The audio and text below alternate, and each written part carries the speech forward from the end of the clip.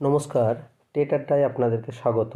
আমি রয়েছি প্রিয়দা, আপনাদের সঙ্গে যারা নতুন আগামী দিনে টেট পরীক্ষা দেবেন তাদেরকে নিয়ে আমাদের ক্ষুদ্র প্রয়াস। চলুন শুরু করি। আজকের বিষয় সাইকোলজি। গতদিনে আমি সাইকোলজি পেঁয়াজের শুধুমাত্র প্রাথমিক দুটি জিনিস বলে দিয়েছি। আজকে আমরা পেঁয়াজের যে 4টি স্তর রয়েছে, কেউ কেউ বলে থাকেন 5টি, কেউ বলে থাকেন 4টি, তো সেই যে স্তরগুলি রয়েছে সেই স্তরগুলির প্রথম স্তরটিকে নিয়ে আমরা আপনাদের সঙ্গে আলোচনা করব। তো যে 4টি স্তর আছে সেই 4টি স্তরের মধ্যে প্রথম স্তরটি হলো গিয়ে সংবেদন চালকমূলক স্তর। সংবেদন চালকমূলক স্তর, ইংরেজি টার্মটা হচ্ছে গিয়ে sensory motor stage. Sensory motor stage, বারবার বলছি, শুধুমাত্র পেঁয়াজের যে স্তরগুলো রয়েছে সেই স্তরগুলোর মধ্যে শুধু বাংলা টার্মটা পড়লে হবে না, ইংরেজি টার্মটাও মনে রাখতে হবে। তার কারণ হয়তো অনেক সময় প্রশ্ন দিয়ে দেয়, বাংলাতে প্রশ্ন দেয় কিন্তু টার্মটা দিয়ে দেয় ইংরেজিতে। তাই আমরা যে টার্মগুলোকে পড়ব সেই বাংলার পাশাপাশি ইংরেজি টার্মটাকেও আমাদেরকে মনে রাখতে হবে। চলুন এবার তাহলে আলোচনা করি সংবেদন চালকমূলক স্তর। এইবার পেঁয়াজের এই যে স্তরগুলি কী না, পেঁয়াজের এই স্তরগুলি হচ্ছে কি জ্ঞানমূলক প্রক্রিয়া। তো তাহলে প্রথমেই জানতে হবে জ্ঞানমূলক প্রক্রিয়াটা কি না। জ্ঞানমূলক প্রক্রিয়া হলো সেই সব প্রক্রিয়া ও জ্ঞানকে বুঝি যা আমাদের জ্ঞান অর্জনে সহায়তা করে। কেমন? যেমন ধরুন স্মরণ করা, চিন্তা করা, ধারণা গঠন করা, এই সব মানসিক প্রতিক্রিয়ায় কিন্তু জ্ঞানমূলক প্রতিক্রিয়ার অন্তর্ভুক্ত। আবার বলছি, স্মরণ করা, চিন্তা করা, ধারণা করা, এই প্রক্রিয়া সবগুলো কিন্তু জ্ঞানমূলক প্রক্রিয়ার মধ্যে অন্তর্ভুক্ত। এবার আসি এই সংবেদন চালকমূলক স্তরের সময়সীমাটা কত। সময়সীমা কত বলতে গিয়ে এই স্তরটা কোন বয়স থেকে কোন বয়সের মধ্যে থাকে।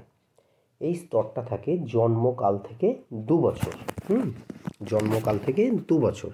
হয়তো আপনারা অন্যান্য বইয়ে হয়তো পড়বেন যে 18 থেকে 24 মাস অমুক তমুক 12-17, তো আমি এটাকে বলছি যে জন্মকাল থেকে 24 বছর। এইবার আমরা এতদিন যেভাবে এই স্তরটাকে পড়ে এসেছি সেই স্তরটাকে পড়ার বদলে এই স্তরটাকে একটু ভিন্নতার সহিত পড়ব। কীরকম ভিন্নতার সহিত পড়ব আসুন আলোচনা করি। যেমন এটা বলছে সংবেদন চালক স্তর। তো সংবেদন চালক কেন বলছে না, এই সময় বা এই বয়সের শিশুরা দেহ সঞ্চালন ও ইন্দ্রিয়কে ব্যবহার করে পরিবেশের সঙ্গে প্রতিক্রিয়া করে তার ফলে তার যে জ্ঞানের বিকাশটা ঘটে সেটাই হলো কি সংবেদন চালকমূলক স্তর। আবার রিপিট করছি, এই সময় শিশুরা দেহ সঞ্চালন ও ইন্দ্রিয়ের ব্যবহার করে পরিবেশের সঙ্গে প্রতিক্রিয়া করে যে জ্ঞানটাকে লাভ করে বা যে জ্ঞানের বিকাশ হয় সেটাই হলো গিয়ে সংবেদন চালকমূলক স্তর। তাহলে ইন্দ্রিয়ের সঙ্গে প্রতিক্রিয়া যখন বলছি, তাহলে ইন্দ্রিয়ের সঙ্গে প্রতিক্রিয়া বলতে তার আগে কিছু কিছু জিনিস জানতে হবে। সেটা হচ্ছে গিয়ে পরিণমন। না, পরিণমনটা কী জিনিস না, পরিণমন হচ্ছে গিয়ে শারীরিক বিকাশ, যেটার সঙ্গে কি যুক্ত থাকে না, পেশি ও স্নায়ুতন্ত্রের জিনিসটা কিন্তু যুক্ত থাকে। বোঝা গেল? পেশি ও স্নায়ুতন্ত্রের জিনিসটা যুক্ত থাকে। এইবার এই সংবেদন চালকমূলক স্তরের মধ্যে শিশু কী করে না, এই সংবেদন চালকমূলক স্তরের মধ্যে শিশু একবারে অত্যন্ত সাধারণ ধরনের প্রতিক্রিয়া করে। কীরকম সাধারণ ধরনের প্রতিক্রিয়াগুলি কী কী? যেমন আঁকড়ে ধরে, কোনো জিনিস পেলে সেটাকে চষে, আঁকড়ে ধরে। দেখবেন, আর এই পেঁয়াজের এই স্তরটাকে বুঝতে গেলে চোখের সামনে একটা শিশুকে নিয়ে ভাবতে হবে। যেমন একটা সদ্যজাত শিশু, সে দেখবেন আমরা ছোটোবেলায় চুষি কাঠি বলতাম না, চুষি কাঠি যেটাকে মুখে দেয়, শিশুদের কেন চুষি কাঠি দেওয়া হয়? তো এটাও কিন্তু ঠিক একই বিষয়। কারণটা কি? কারণ সে চুষি কাঠিটা চুষতে চুষতে সে এটা জিনিসটা বোঝে যে এই চুষি কাঠিটা হলো গিয়ে চোষণযোগ্য। চুষি কাঠিটা হচ্ছে চোষণযোগ্য। তো এই ধরনের কিছু সাধারণ প্রতিক্রিয়া করে, যেমন আঁকড়ে ধরে, তারপরে চষে বা সামগ্রীর কিছু দৈহিক ক্রিয়া করে। এইবার বুঝতে হবে এই সময় শিশুর অবস্থা কেমন থাকে। প্রথমেই কি সে চুষি কাঠির দিকে মানে যায়? প্রথমে কিন্তু যায় না। তো প্রথমে কী করে? প্রথমে শিশু আলোকের তীব্রতার দ্বারা কিন্তু নিয়ন্ত্রিত হয়। দেখবেন যখন একটা বাচ্চা ছেলে, ধরুন ঘর অন্ধকার, তখন বাচ্চাটা খুব কাঁদতে লাগলো, আবার যেই লাইটটা জ্বালিয়ে দেবেন দেখবেন বাচ্চাটা চুপ হয়ে গেল। অতএব সে কিন্তু আলোকের তীব্রতাটার দ্বারা সে কিন্তু কিছুটা নিয়ন্ত্রিত হয়। এরপরে সে পরিবেশের মধ্যে প্রতিক্রিয়া করে তার আন্তরিক কিছু চাহিদা পরিতৃপ্ত করে। এখন প্রশ্ন, এই যে পরিবেশটাকে যেটা বলছে, সে পরিবেশ বলতে সে কি বাইরে যাবে, সে কি ক্লাবে যাবে, না সে কি সিনেমা হলে যাবে, তা নয়। তার আশেপাশের মধ্যে সে যেখানটায় থাকছে, সে যেখানটায় ঘুমাচ্ছে, সেটা মায়ের কোল হোক, বাবার কাঁধে হোক, যেখানেই থাকছে, এই আশেপাশের জায়গাটাকে, সেই পরিবেশটাকে বোঝাচ্ছে। এবং একটা জিনিস মনে রাখতে হবে, এই সময় কিন্তু সে কিন্তু কাউকেই চেনে না। এই সময় সে কিন্তু তার নিজের জগতে বাস করে এবং সে অপরের অস্তিত্ব সম্পর্কে তার এতটুকু সচেতনতা থাকে না। এতটুকু কিন্তু তার মানে সে বাদ দিয়ে যে আর কেউ আছে সেই জিনিসটা কিন্তু সে বোঝে না। এই জন্যই এই সংবেদনচালকমূলক স্তরের একটি অন্যতম সাবটপিক হচ্ছে গিয়ে আত্মকেন্দ্রিকতা। আত্মকেন্দ্রিকতা কী জিনিস?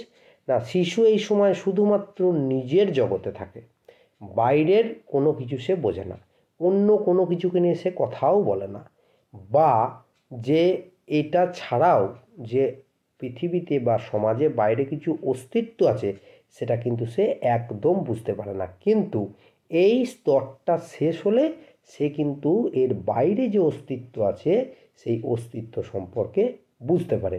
তাই এই সংবেদনচালক স্তরের মধ্যে একটি অন্যতম স্তর হলো গিয়ে আত্মকেন্দ্রিকতা। এরপরে কি আসছে? বস্তুর স্থায়িত্ব। বস্তুর স্থায়িত্বটা কি এই সংবেদনচালক স্তরের মধ্যে আরেকটি গুরুত্বপূর্ণ জিনিস। না, বস্তুর স্থায়িত্ব সম্পর্কে শিশুর কোনো বোধ থাকে না।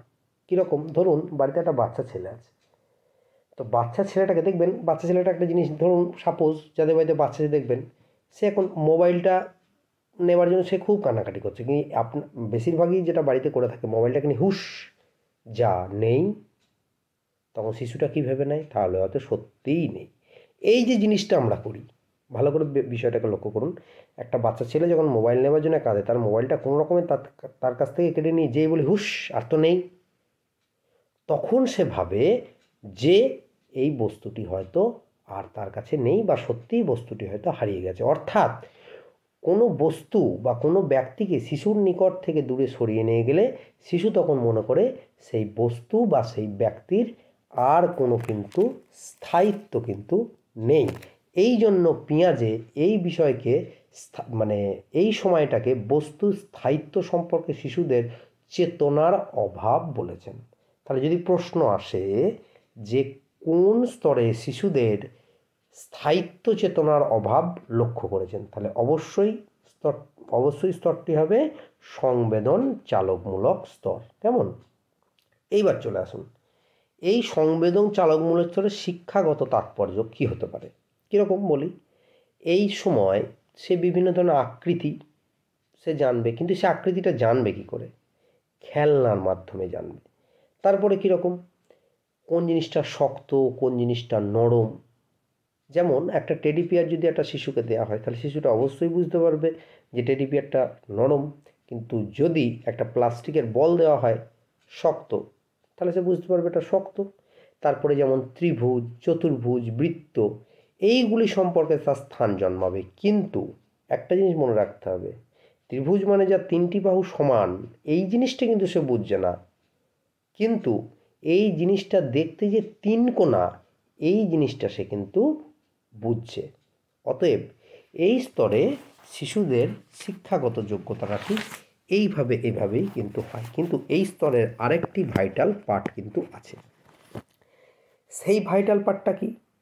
না, সেই ভাইটাল পার্টটা হচ্ছে শিশু প্রথমে মানসিক চিন্তা করে, এবং সেই মানসিক চিন্তা করবার ফলে